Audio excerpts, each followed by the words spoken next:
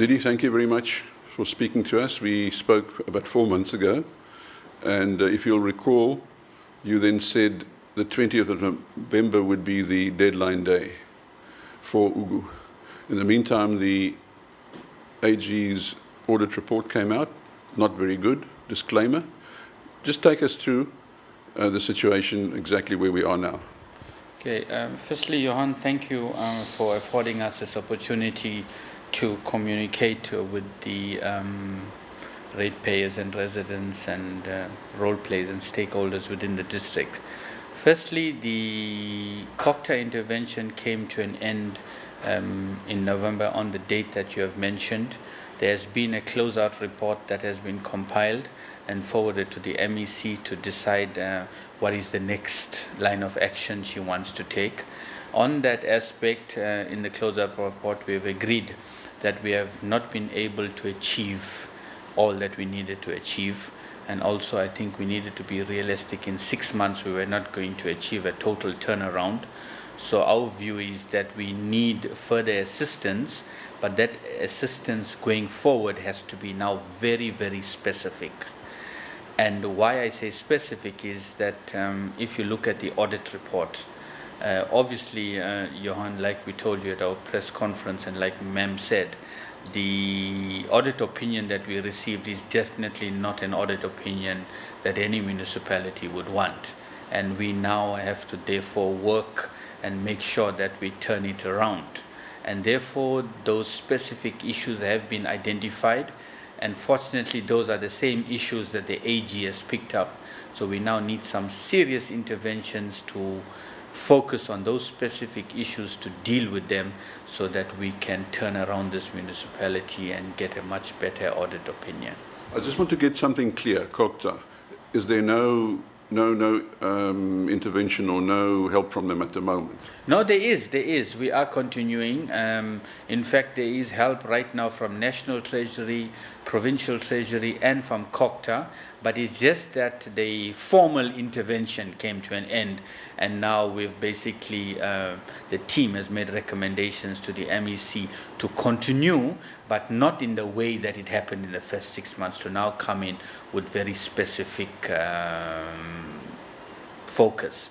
In terms of the teams that are here, we have approached National Treasury, Provincial Treasury, and COCTA for specific assistance, and that is in keeping with our analysis, the closeout report, and the AG report, to say we now need specific assistance in these initiatives, and we now even internally are dealing with our institutional arrangements to make sure that we are able to deal with those challenges. I want to share something with you. I had an analogy the other day. Somebody said that Ugu could be compared to an alcoholic.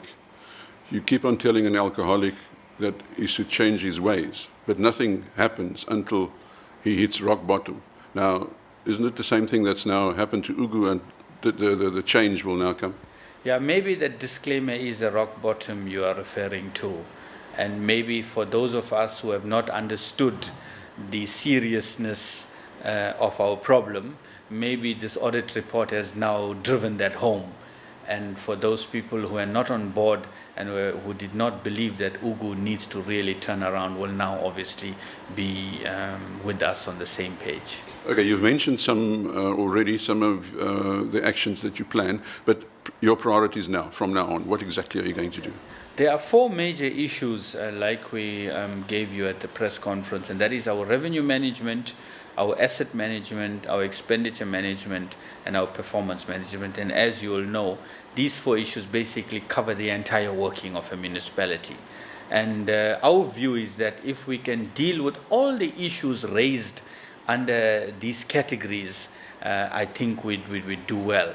But I think the problem that we might have encountered previously was that we just dealt with what the issue was. And as soon as we had thought we fixed the issue, we didn't deal with what the causes were of those issues. We just dealt with the symptoms.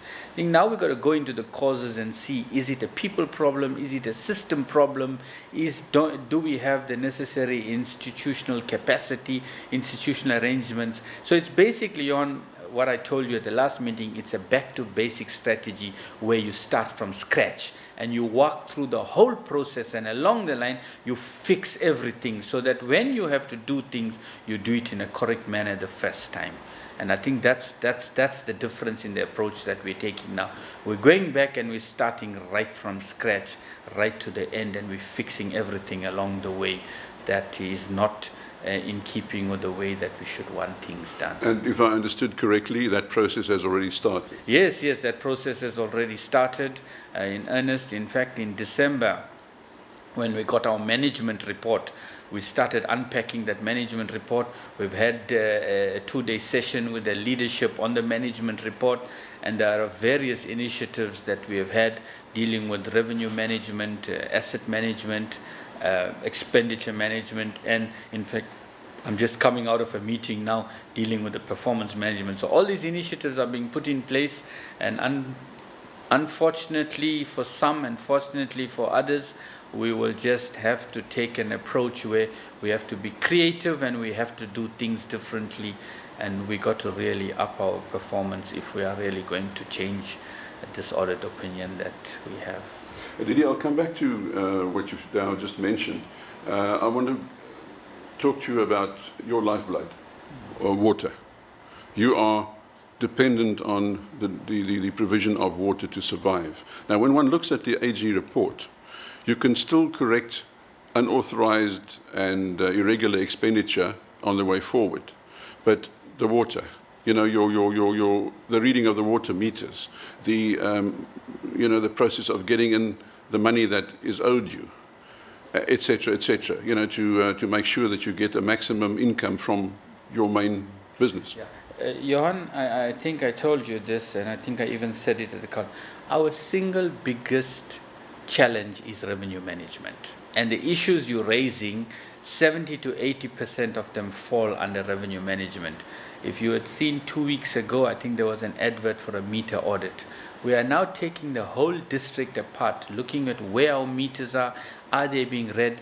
And I promise you, the idea of getting in that service provider is also to ensure that the meters are read on a regular basis, estimations are kept to a minimum, and if we ever use the system of estimations, it's done in a correct manner that has the correct readings so that we can get in this revenue. You are absolutely correct.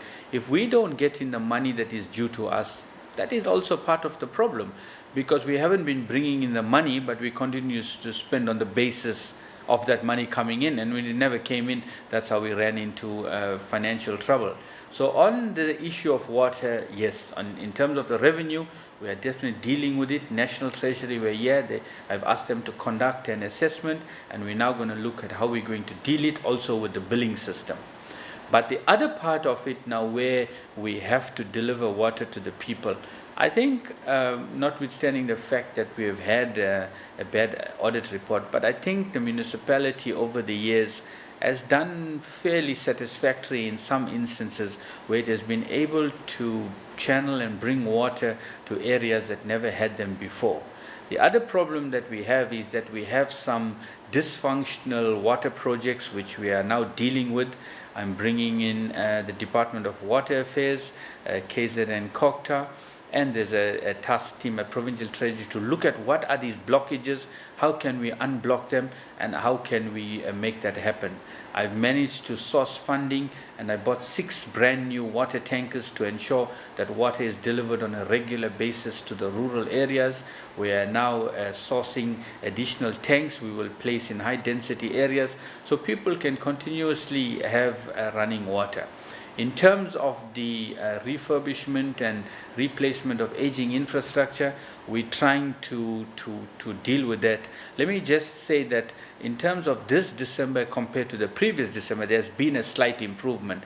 But let us say that's not something for us to be proud of, because we still had serious problems. Now, those areas that had the problems have been identified, and we're looking at making some very serious and urgent interventions like the one we did in Munster, so that we don't pick up the same problems again. So I can promise you we are really dealing with that, and on a regular basis I'm bringing it to staff that if you don't provide the water and sanitation for which we exist, there can be some very serious unintended consequences, and I don't think we want to go up that road. Didi, you must correct me whether I'm wrong, if I'm wrong, but you need 30 million a month, Ugu, in water income, roughly. Am I right? Yeah, those were the figures that we had. It's more like 35 million, you know, in terms of our current expenses, and I think we were invoicing, I think it was 28 million and collecting about 20 million. So those were the shortfalls we were having. And if you take that, trace that back, you'll find that it's your billing systems, your meter reading, and so on. So you've got to get all that right to start getting all your money. Now let's say you get that right, but then there's also water wastage. Somewhere I saw a figure of 33%. Is that right? In terms of your water losses, yeah, I don't necessarily agree with the AG's calculation on 33%, but let us not quibble about it. The fact of the matter is that we are having water losses. Now, the problem is that when you're a water services authority, they allow a certain percentage of wastage. You understand what I'm saying? It happens, but in our case, it's more than what it should be. Now, we need to look at that, and that could be for various reasons, Johan. Number one, we are not collecting what we should be collecting. So as a result, people are using water and not paying for it. You have that problem. Number two, it is your leaks. That by the time you are detecting the leaks, you are having a whole lot of wastage, which means you're already paying for the production of that water, or you have bought that water from Umgeni Water for which you have paid, but it is not being used. So as a result, a wasted. So we'll have to look at, you know, our leak detection. And then the other serious problem is that of illegal connections. So you have to look at all these issues and find out where you're going wrong, because remember, especially where you're buying the water, you're paying for the water irrespective of whether people pay you or whether people don't pay you. So the issue of water loss is a serious problem for us, and we are dealing with that to try and see how we can mitigate those water losses, to bring it really to, listen, I'll fool you and I'll fool everyone, say that it's going to be zero. It can never be zero, you know, but to bring it to an acceptable level.